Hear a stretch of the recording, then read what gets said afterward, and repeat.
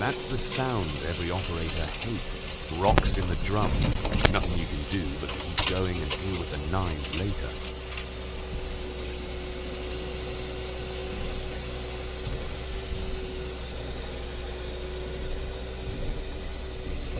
Time to check the damage. The knives definitely took a hit. You have to wonder how those rocks ended up in the slash piles. It usually happens when the forwarder operator is gathering branches, one small lapse in focus, and the grapple bites too deep into the forest floor.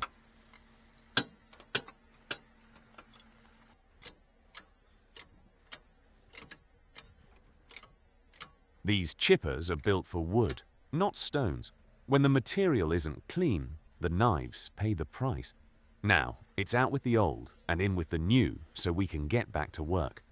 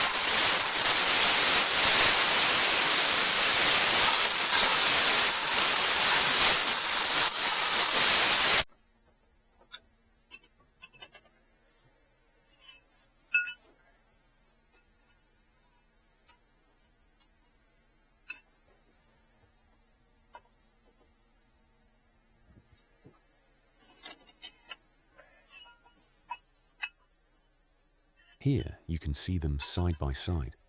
On the left is the old knife after those rocks. The edge is completely rounded off. On the right, a fresh, sharp one. Even though the old one isn't broken, you can't chip efficiently with an edge like that. It just beats the wood instead of cutting it.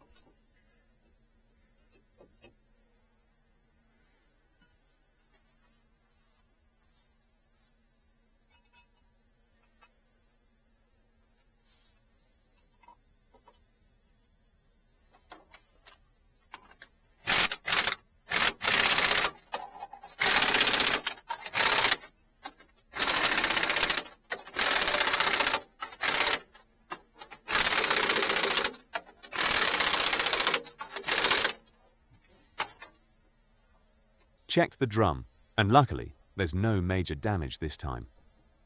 The rocks just dulled the edges. Often, if the stones are large or exceptionally hard, the knives will crack or snap completely. When a knife snaps, it's a bit more of a headache. The knife holder can take a direct hit because the blade isn't there to absorb the impact anymore. It's not a huge expense, but it means more tools and more time spent fixing things instead of chipping.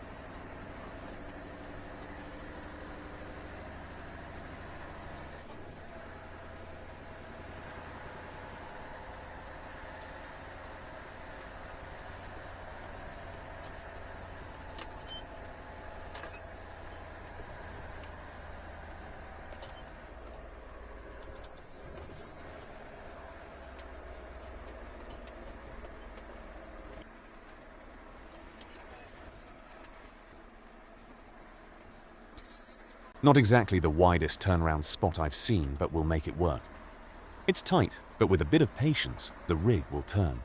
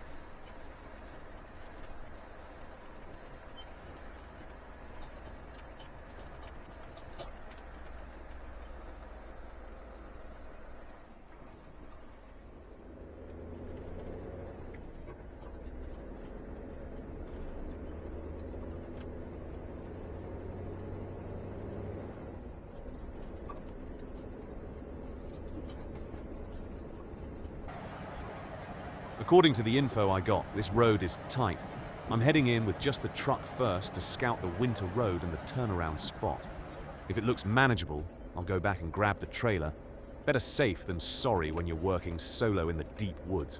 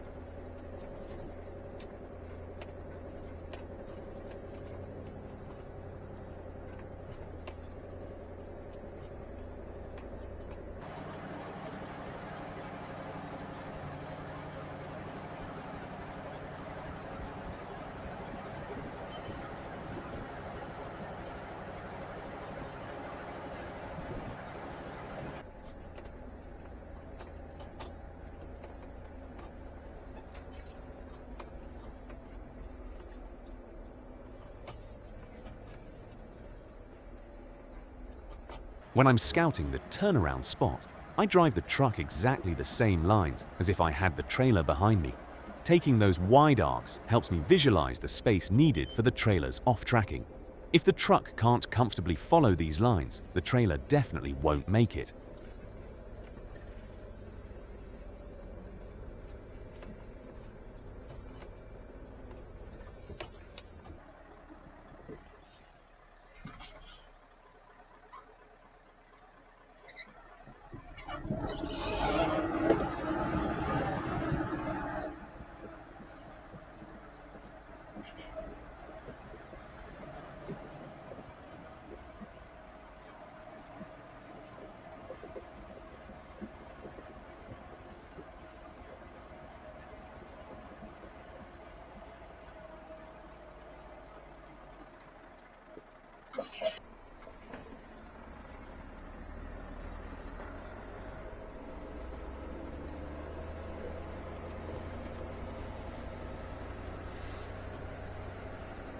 The turnaround spot itself isn't too bad, but the winter road leading there is a different story.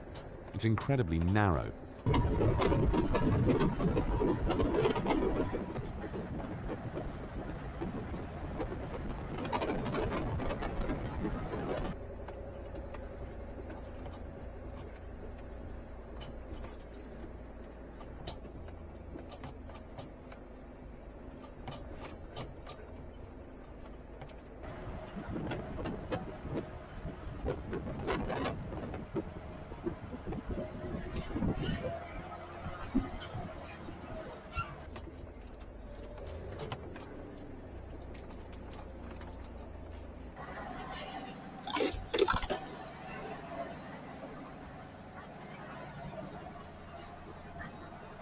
Scouting is done, and it's time to get to work.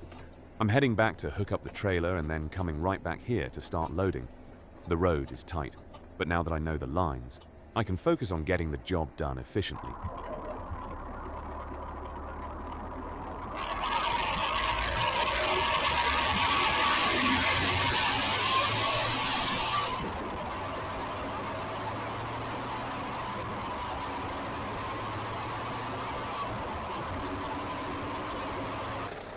I already had one chain on, but bringing the trailer onto this road is a different game.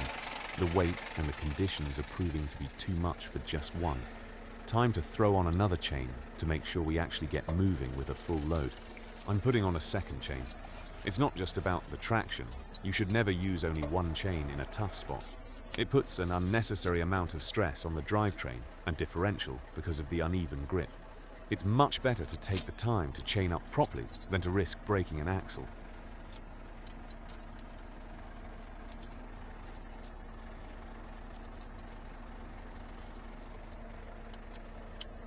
This chipper is a 6x8, so we've got plenty of pushing power.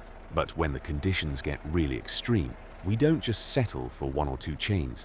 We actually carry enough chains for all 6 driving wheels. When every tire is chained up, there's not much that can stop this rig.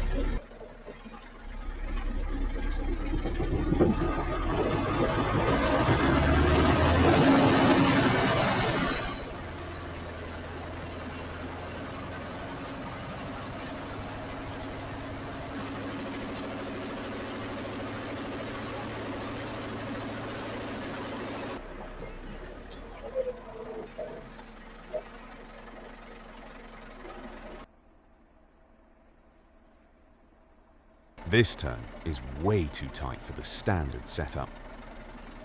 I need to shorten the wheelbase by sliding the hydraulic bogie forward.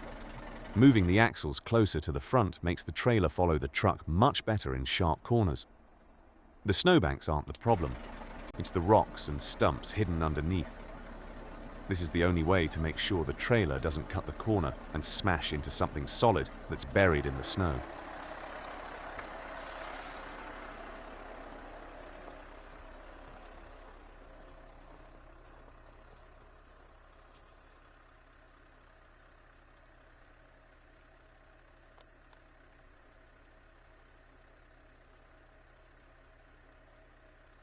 Front axles lose their grip on the ground, but you lose stability.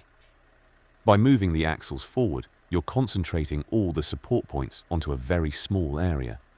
The front axles lose their grip on the ground and the trailer becomes extremely tippy. It's like a balancing act, fine for slow speeds in the woods, but you have to be careful because the whole rig wants to react to every bump.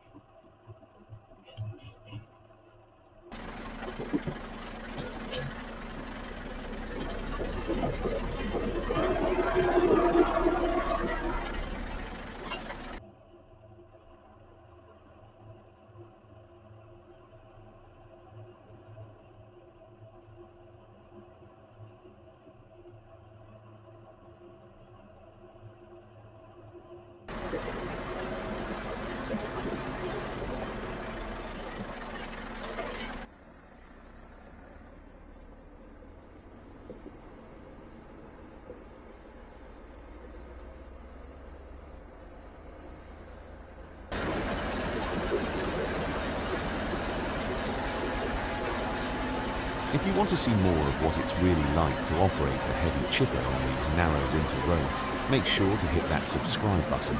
There's a lot more technical details and the tricky spots coming up.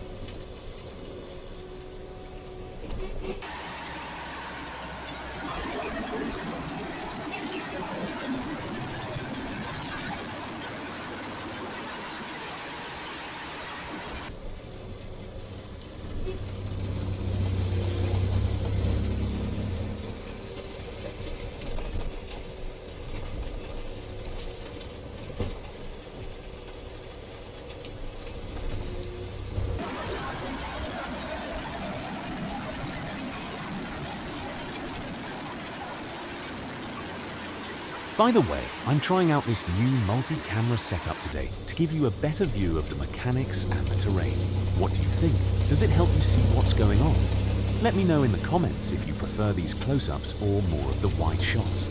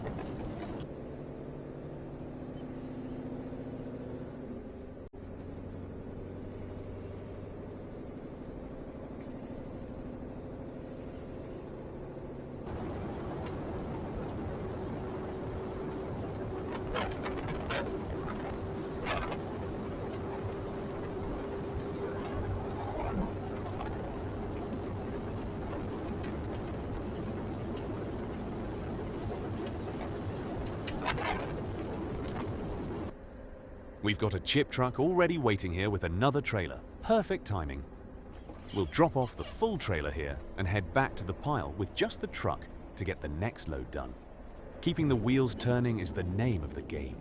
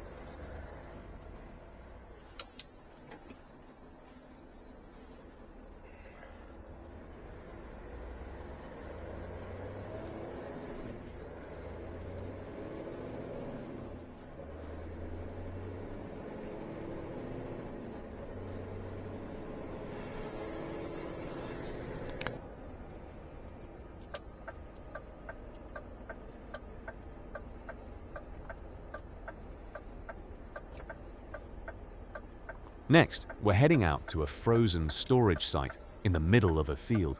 There's some drifted snow on the track, but I've already scouted this spot with just the truck to make sure the base is solid. On a field like this, you really need to know where the road ends and the soft ground begins, especially when the wind has hidden the tracks.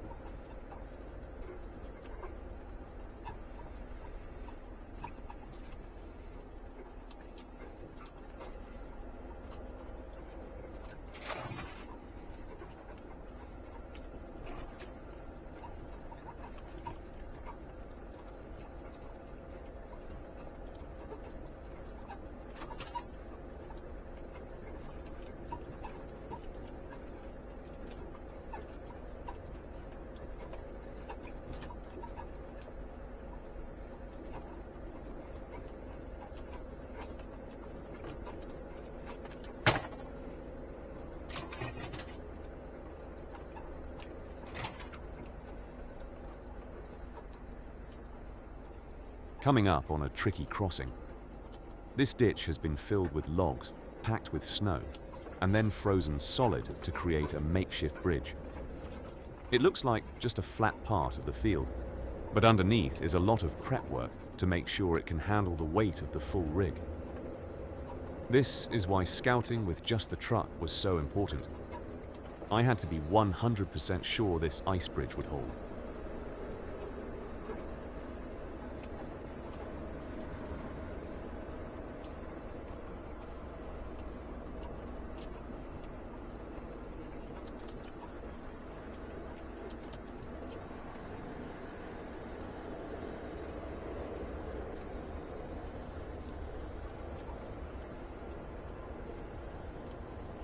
You can see the lights of the chip truck in the distance, cutting through the dark.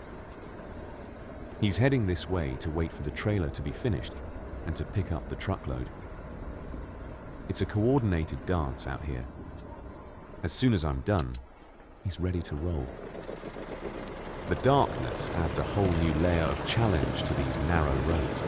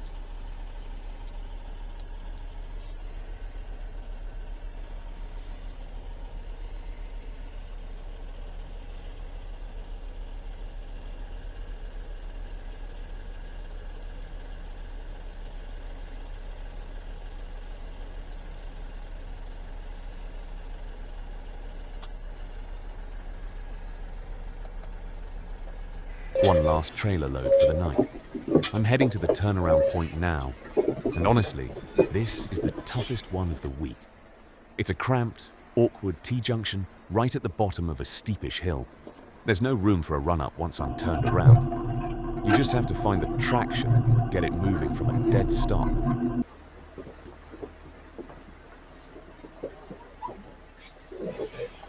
Didn't feel this slide at the time, only saw it later in editing.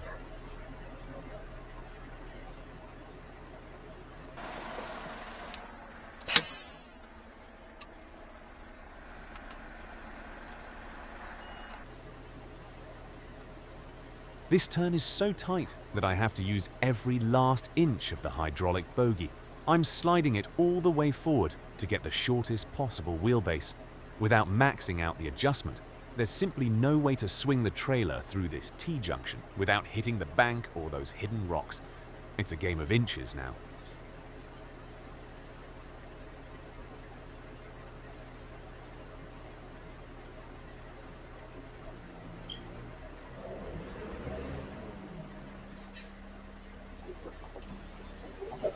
And then it happened. By sliding the bogie all the way forward to get the turn, I took too much weight off the front trailer axles. On this icy slope, the front of the trailer just lost its grip and started sliding sideways down the hill. Luckily, the brakes caught it just in time, and we got away with just a scare. It's a perfect example of how quickly things can go south when you're balancing on such a small footprint.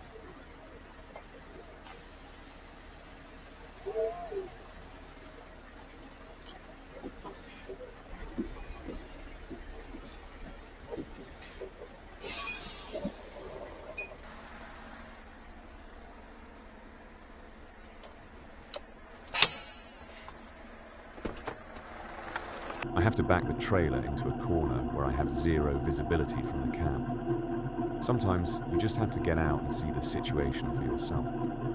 It's better to be safe than sorry, especially when you know there are hidden obstacles under that snow. A quick walk around can save you from a long night of repairs.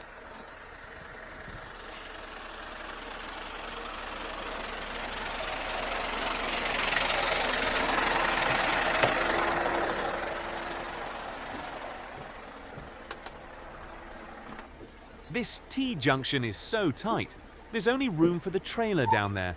There's absolutely no room for any mistakes. Little joke there, but it's the truth. I have to nail the line perfectly on the first try, or I'll be fighting the ditch or those hidden rocks for the rest of the night.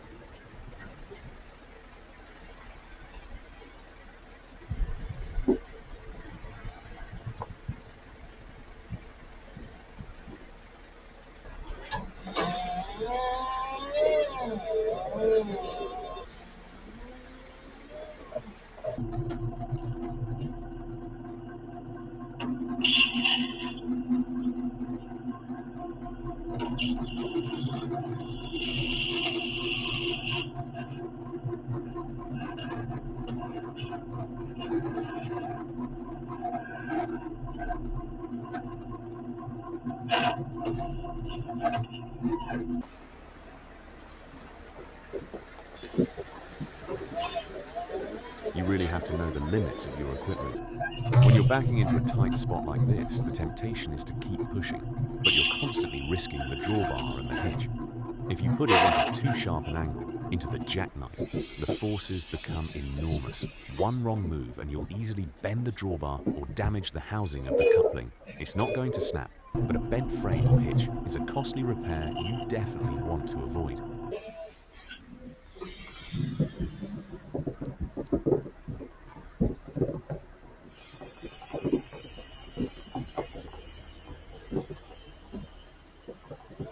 Time to move. Now the goal is to get the truck turned and climbing while making sure the trailer doesn't cut the corner too much. In a spot this tight, it's a constant battle between traction and tracking. You really have to feel the grip and watch that trailer line carefully as we pull out of this hole.